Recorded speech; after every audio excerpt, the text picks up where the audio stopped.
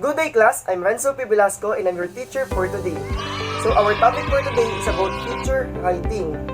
So feature writing, it is a human interest articles that focus on specific people, places and events. It covers the topic in depth, going further than hard news by digging into most interesting elements of an occurrence.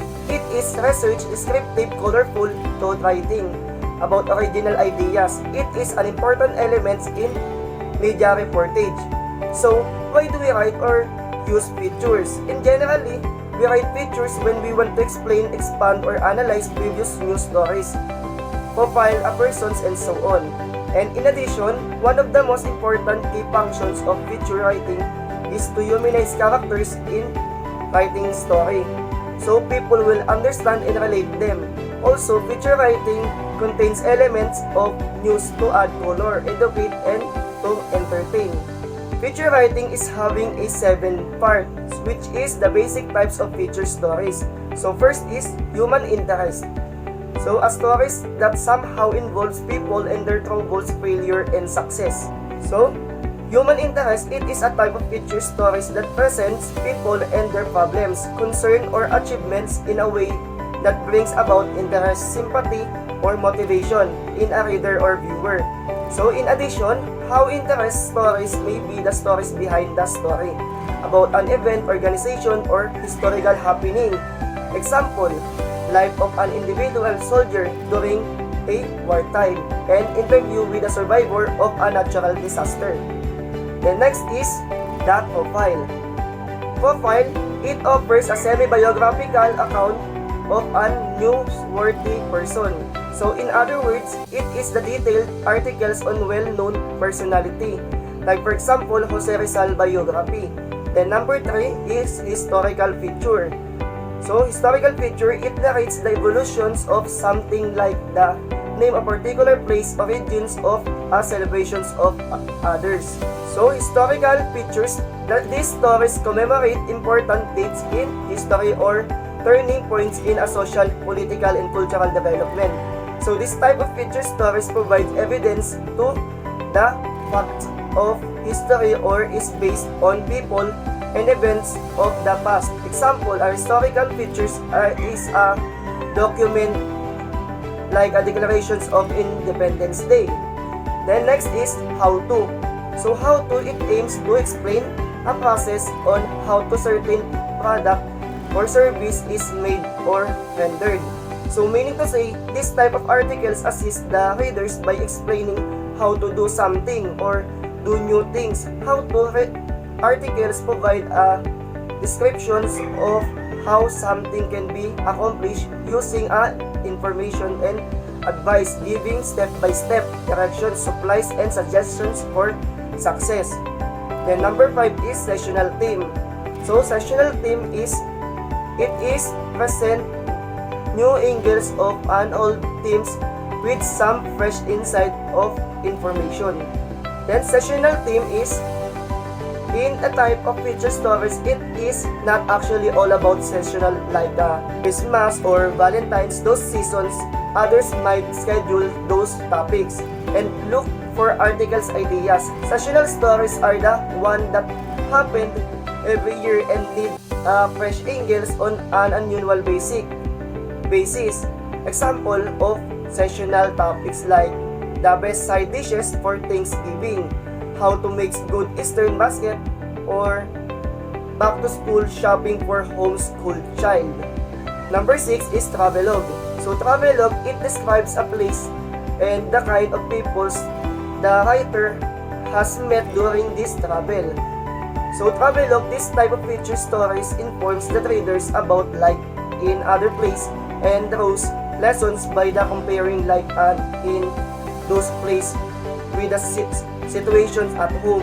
It is most effective accompanied by illustrations such as photographs or brochures. Example of travelogue are profile of these places visited by the journalist blended with the anecdotes of his experiences while there. So that's this personal experience. So personal experience, it deals with the any unusual experience. usually written in first person. So personal experience, in other words, it is called accomplishment story. This type of features is based on the person experience or eyewitness account of the reporters.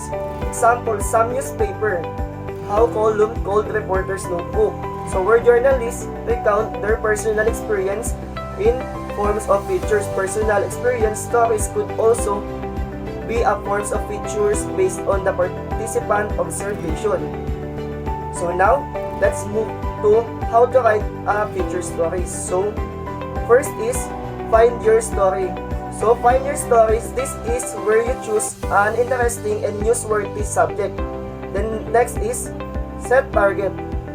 So set target, what is your ideal or target audience to read your story. Then next is learn more about your story. So learn more about your story is something to do with research and knowing the background, genres, and theme of your story. The next is decide which type you will use. Okay, please refers to basic types of features writing. So it will depend your type of interest. The next is organize into 3 parts: introduction, body, and conclusion. So organize into 3 parts of introduction grabs the reader's interest and bring the general topic. The body state evidence and gives concrete example of evidence and tell why the evidence is important. The conclusions reconnects the introductions and summarize the evidence and leave memorable message for the reader. The next is apply appropriate style, choose interesting title. So apply appropriate style. An example of this is dramatic, comic, flashback story, with a story, personal account, and blogging. Then last one is choose interest title. So choose interest titles. An effective title should be interesting, convey the tone and central ideas of the story, and be easy to remember. So now we came now to the elements of good feature story. So first is creativity. So unlike news writing, feature writing allows reporters to create a feature stories virtually at will. Although he is expected to observe accuracy, but he is allowed to use his imaginations to enhance the readability of the story. So creativity is meaning to say is it can be technically be considered in writing of originally compositions. Then number 2 is subjectivity. So feature articles can be written in the first person, allowing the writers to inject his own thought and emotions. Although the author is also trained in the objectives, reporting the use of extant facts can be more reliable, informative, and entertaining. So subjectivity meaning feature stories relies upon subjectivity to make an emotional connections with the readers and may highlight some universal aspect of human nature. Then number 3 is informative. So the feature story, while lacking in hard news value, can constructively inform the readers of a situations or aspect of life that may escape coverage in hard news story. So informative, the purpose of these elements is inform more than to entertain. The next is entertainment.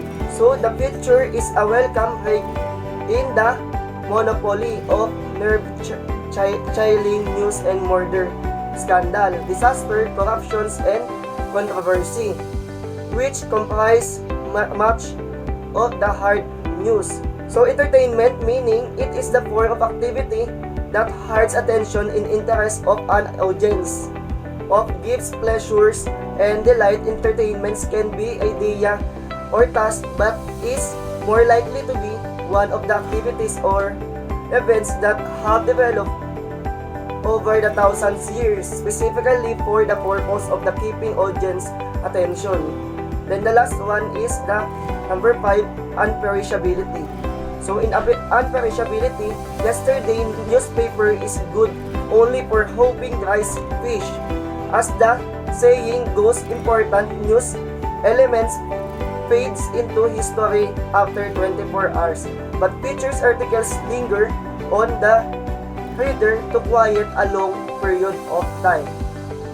So that would be all for today. Thank you very much for listening.